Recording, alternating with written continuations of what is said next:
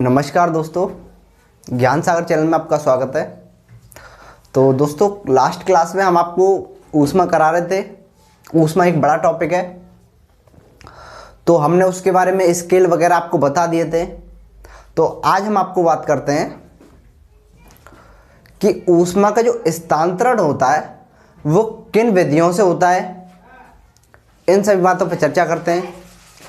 फिर बात करते हैं रेखीय प्रभाव क्या होता है, ऊष्मा रेखीय प्रसार क्या होता है, इन सभी बातों पर। लेकिन पहले मैं आपको बता देता हूँ ऊष्मा का जो स्थानांतरण होता है, यानी ऊष्मा जो एक जगह से दूसरी जगह ट्रांसफर होती है, वो तीन विधियों से होती है। एक होती है हमारी चालन, जो कि ठोसों में कार्य करती है। एक होती है संवहन और एक होती है हमारी विकिरण। जो संवहन होती है वो द्रव में कार्य करती है और जो विकिरण होती है वो किरणों एवं जो प्रकाश की जो किरणें होती है उसमें कार्य करती है। जैसे कि आपने देखा होगा जो सूर्य का जो प्रकाश आता है वो विकिरण विधि के माध्यम से पृथ्वी तक आता है। तो इसी तरह तीनों विधियों को मैं आपको कराता हूँ। फिर उसके बाद ऊष्मा के कुछ प्रसार होते हैं। ऊष्मा के कारण कुछ जो वस्तुएं होती है उनका फैला जाता है, तो उनके बारे में बताएंगे।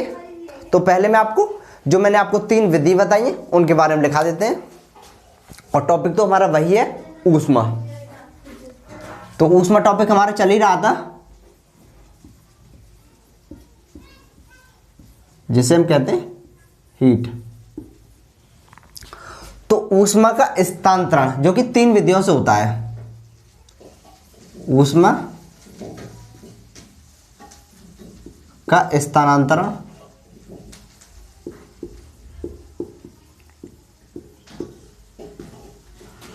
तीन विधियों से होता है।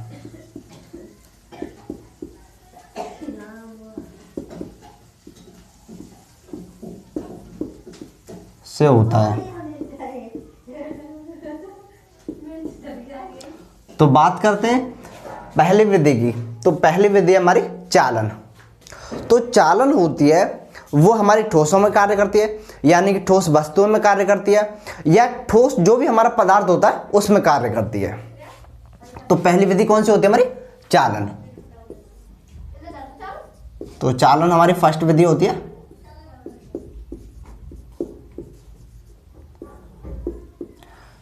ठोसों का गर्म होना, या फिर कह सकते हो ठोसों को ऊष्मा हस्तांतरण होना। ठोसों में ऊष्मा का हस्तांतरण होना। स्थानांतरण।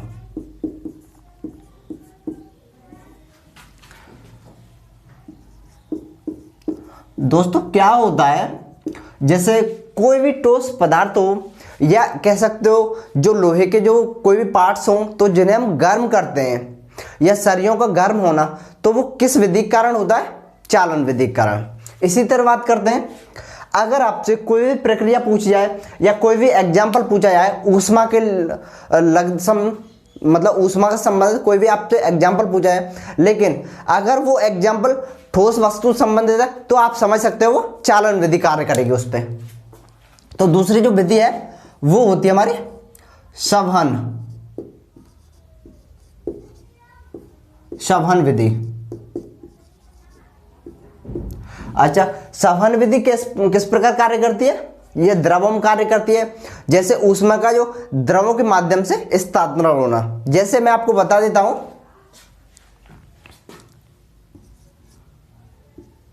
द्रवों में ऊष्मा का स्थानांतरण। ऊष्मा का स्थानांतरण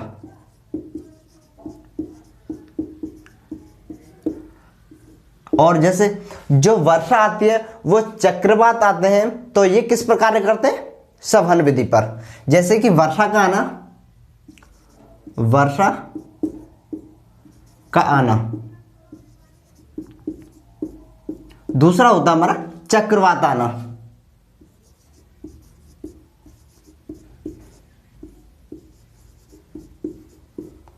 वर्षा आना, चक्रवात आना, तो ये किस प्रकार करते हैं? संवहन विधि पे।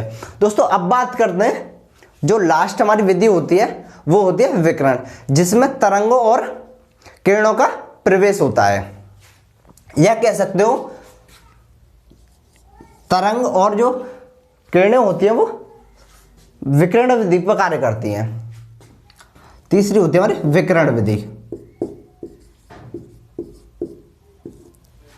विधि। तो मैं आपको बता सकता हूं कि यह तरंगों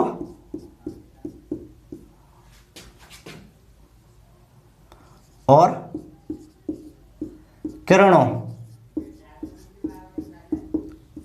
में ऊष्मा का स्थानांतरण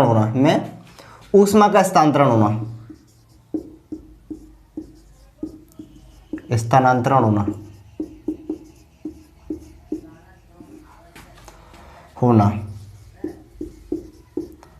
तो दोस्तों जैसे आपने देखा होगा, जो सूर्य से जो प्रकाश पृथ्वी पर आता है वो किस विधि के माध्यम से आता है? विकिरण विधि के माध्यम से। और जो सूर्य के जो प्रकाश में जो किरणें होती हैं वो होती है हमारी विकिरण किरणें, परावैंगनी किरणें हम उन्हें बोलते हैं, जिनसे हमारी जो शरीर की जो रक्षा करती है वो करती है हमारी ओजोन परत। जो ओजोन परत कहाँ पाई जाती है? समताप मंडल में पाई जाती है। तो हम आप बता दे रहे, हाँ तो क्या बता रहे थे हम? सूर्य का प्रकाश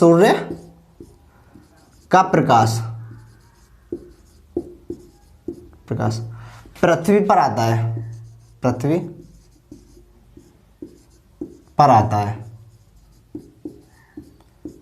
तो किस विधि से आता है वो? विकिरण विधि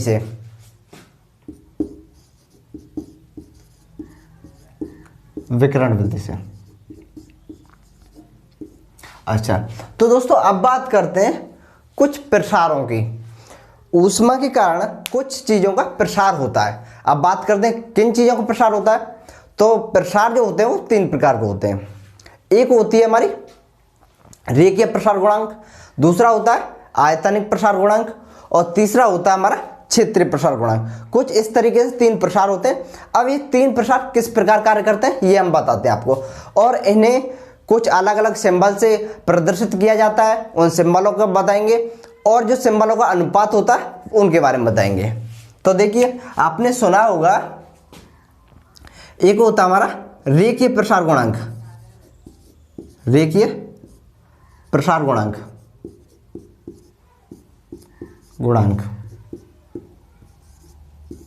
दोस्तों दूसरा होता है, अगर इनके अनुपात की बात करें तो मैं वो भी बताऊंगा, लेकिन पहले उससे लिखा देता हूं। दूसरा होता हमारा क्षेत्रीय प्रसार गुणांक।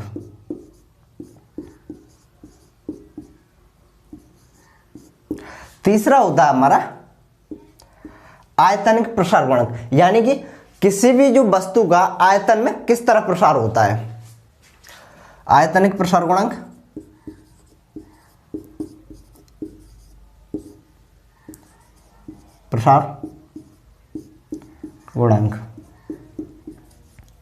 दोस्तों जैसे कि रेखीय प्रसार क्या होता है? प्रसार का मतलब होता है फैलना, और रेखीय का मतलब होता है किसी चीज का रेखा में फैलना।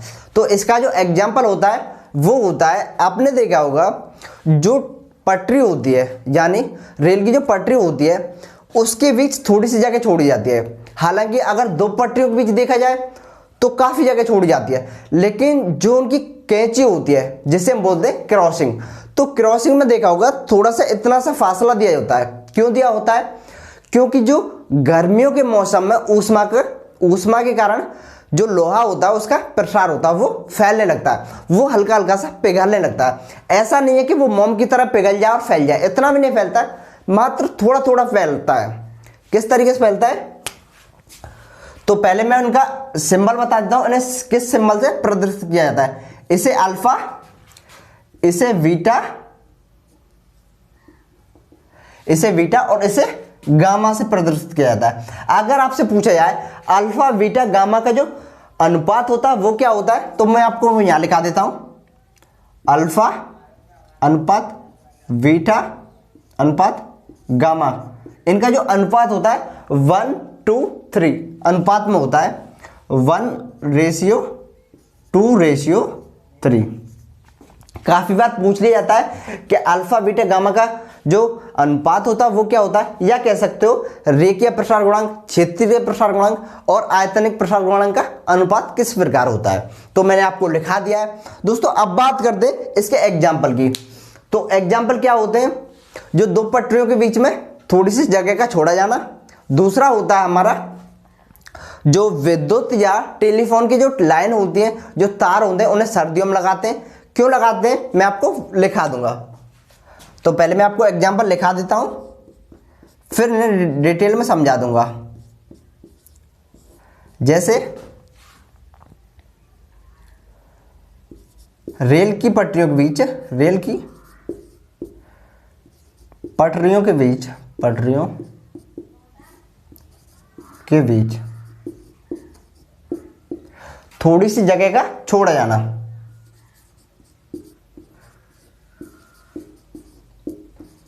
जगह का छोड़ा जाना।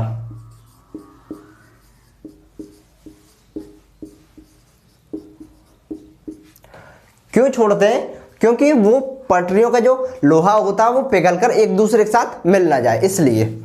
अच्छा, दूसरा होता है हमारा टेलीफोन या विद्युत के तारों को, विद्युत के तारों को सर्दियों में लगाना। सर्दियों यानी कि जाड़ों में लगाना, लगाना।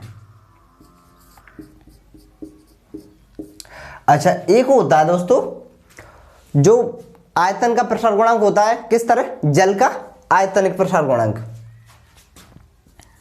आपने देखा होगा जो सर्दियां होती हैं, सर्दियों में जो प्लास्टिक के जो पाइप होते हैं वो अक्सर करके फट जाते हैं। क्यों फट जाते हैं, जो सर्दियों में तापमान तो शून्य रहता है या फिर कम रहता है, तो जो पानी होता है वो जमने लगता है, और पानी जमने के साथ साथ उसका आयतन बढ़ता है। तो आयतन बढ़ेगा तो प्लास्टिक पर प्रभाव पड़ेगा और प्लास्टिक चटक जाती है। क्यों चटक जाती है, क्योंकि आयतन का प्रसार होता है। आपने देखा होगा कभी जो बर्फ होती है, जैसे मान लो 9 लीटर पानी की जो बर्फ होती है वो 10 लीटर पानी के आयतन के बराबर होती है। क्यों, क्योंकि जो पानी का जमने के बाद उसका प्रसार होता है। तो जैसे कि सर्दियों में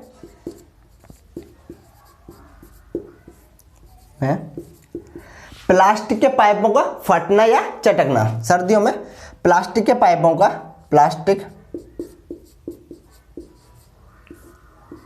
के पाइपों का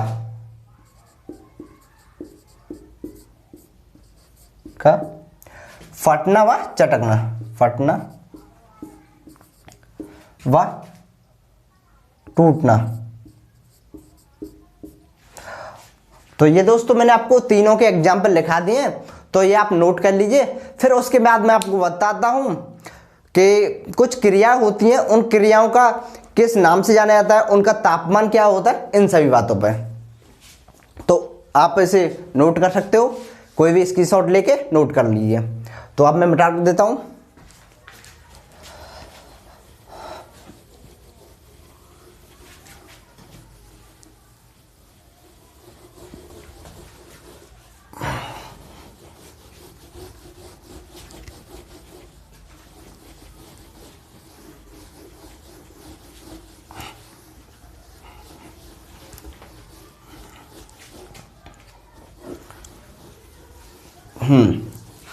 तो दोस्तों अब मैं जैसा कि बता रहा था आपको, कुछ क्रियाएं होती हैं, उन क्रियाओं के नाम बताऊंगा।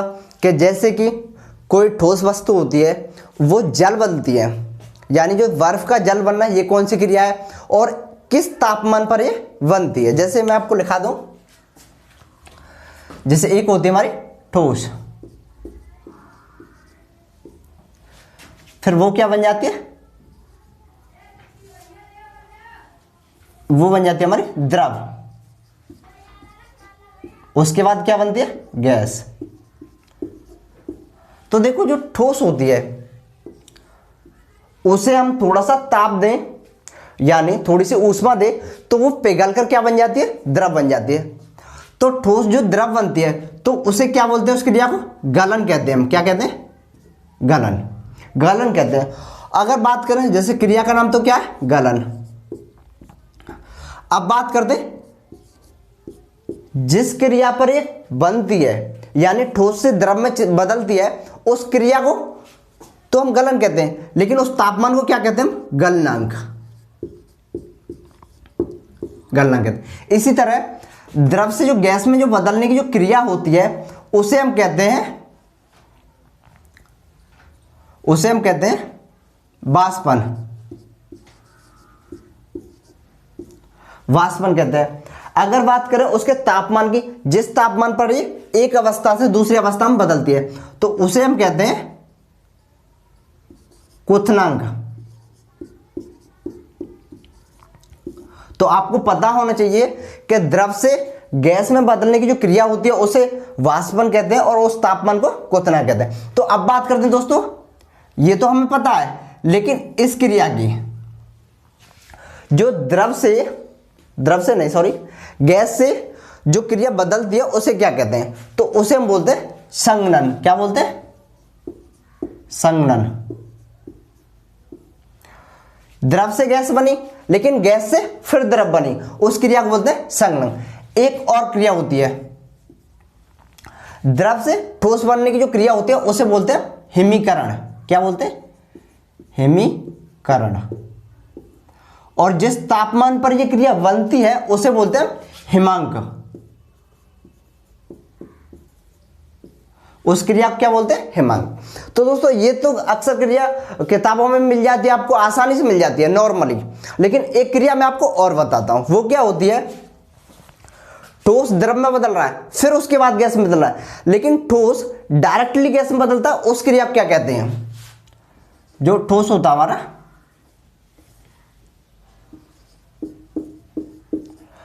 डायरेक्ट गैस में बदलने की क्रिया क्या कहते हैं, जो ठोस होता है वो डायरेक्ट गैस में बदलने की क्रिया को बोलते हैं ऊर्ध्वपातन।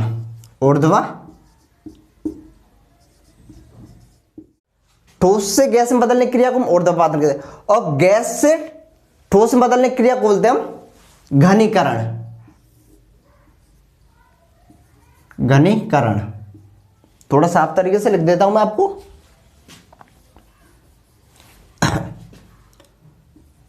घनीकरण। तो दोस्तों मैंने आपको ये कुछ क्रियाएं होती हैं जो कि ऊष्मा से संबंधित होती हैं, जो कि मैंने आपको करा दी होंगे। आई होप आपको अच्छे से समझ में आ गया होगा। तो दोस्तों लास्ट क्लास में हमने जो भी कराया उसके बाद जो हमारा टॉपिक बचा था वो हमने आपको करा दिया। तो अब बात करते हैं दोस्तों कल के टॉपिक की। तो कल हम फिर मिलते हैं आपसे एक नई वीडियो के साथ, एक नए टॉपिक के साथ। उससे पहले हम चाहते हैं कि आप हमारी वीडियो को लाइक कीजिए और चैनल को सब्सक्राइब कीजिए, जिससे कि हमें थोड़ा सपोर्ट मिले। धन्यवाद।